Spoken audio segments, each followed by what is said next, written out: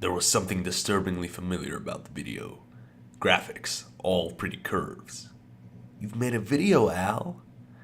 Hour after hour playing a video game, cutting together scripts. The upload bar, a rising demon. Fangs in my heart driving in a 720p fact. The cruel joke that my life was.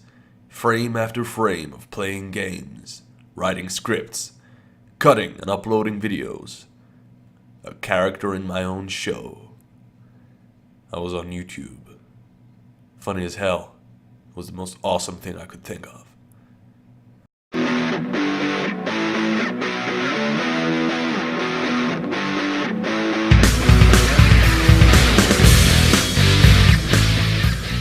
Max Payne 3, the latest and most hard-boiled in what was never a sunny-side-up series of barbiturate-fueled film noir action. My history with this series starts sometime in the early 2000s when I played Max Payne on a PS2, written by Sam Yadvi, or Lake, who provided the facial model for Max. The game was a relatively low-budget but well-written and solid shooter. Sure, some of the dialogue was a bit awkwardly put, a given when English isn't the first language of the producers, but the drama, melodrama, and self-aware satire made it a memorable and hard-hitting game. Cut to 2003 and Max Payne 2 came out. I never played it. Whoops. But I hear it's great.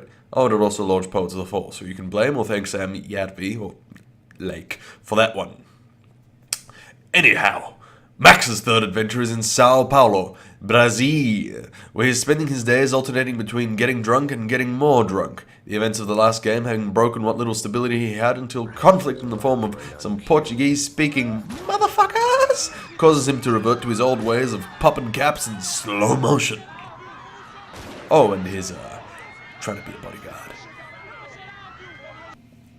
Now, before we go any further, let's just analyze and deconstruct this premise now, shall we? Who in the hell would hire Max Payne as a bodyguard? I sure wouldn't. As a human-killing machine? Sure. As a codeine-powered human wood chipper? Why not?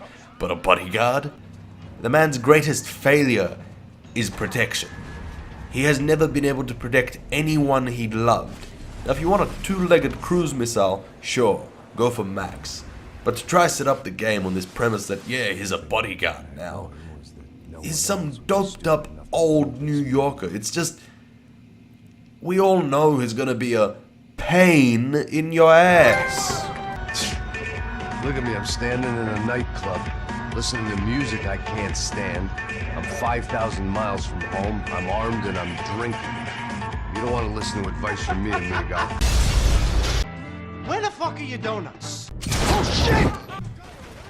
Gameplay's like the old games, except Max moves much more fluidly than before. One new addition is this cover system, which protects you half the time and actively assists enemies the other half, as well as some really fucking awesome close quarter kills, and this newfangled Last Stand mode that works if, and only if, you've got some spare pain thrillers. But after seeing that the second, third, 50th time, you're probably going to want to smash your controller, ground it down into a fine powder and snort it from your asshole, because we all know that would be less painful and more fun than what you're watching. Sure, the bullet cams may look cool, and hey, a second chance is fun, but not only does it take some of the pressure out of the game, when this feature fails, and it fucking will, you will hate it.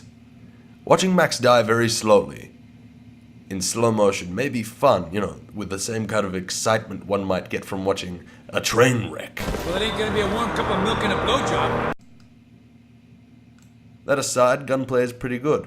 You can get up close, smash someone in the face, or use fairly precise aim to shoot them all over the body. Gunplay is pretty good, players being given a limited arsenal, but that's okay with a game that skirts the line of realism like Pain.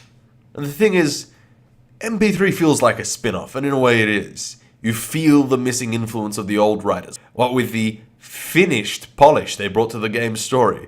Gone is the melodrama, replaced with angst so over the top it climbs the mountains of corpses in Max's wake, falls down, complains about how its life of strippers and cocaine sucks, and climbs again. And gone are the intimate references to pop culture, tongue-in-cheek digs at the genre, and Norse mythology. In short, The game sheds its film noir digs for a rambling shoot-'em-up which manages to raise a few questions but doesn't quite hit the high bar the old game has, focusing a bit more on gore and shock value to seem gritty than making you think and feel with more than your balls. That said, the game has many powerful moments and makes you question just how far can someone like Max go on before he puts a bullet in his own head. You help the poor. Today, many of them dead. You are a proper American hero. At least I fucking tried. Well done with your effort. The whole city is grateful. The great American savior of the poor. That's right. You see, the game is like a self-aware action movie, knowingly causing chaos and unnecessary destruction, starring a fat, middle-aged guy no one wants to be, but we all kind of wish we were. For all its flaws, Max Payne 3 is a fine game, a great shooter with a decent amount of action, but doesn't quite work at being the gritty old man action game it wants to be. On the plus side, the choice of location, Brazil, is inspired, and Max is more humanized, less a noir character. The game has my seal of approval, with a stunning soundtrack, a hardcore multiplayer, which, though not many people play it, it's there. Even though you probably won't buy the game for it, it's a nice add-on. And you get to shoot some guy who looks like one of the dudes from Jersey Shore. What more can you want? And for the love of God, Rockstar, don't make a sequel. You're just gonna fuck it up.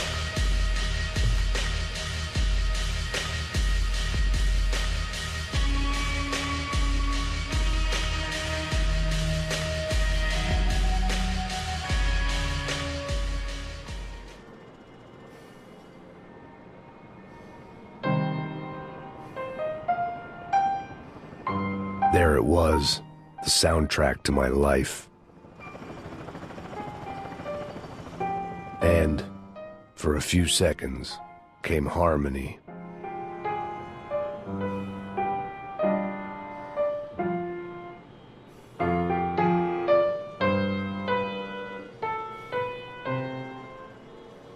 Finally.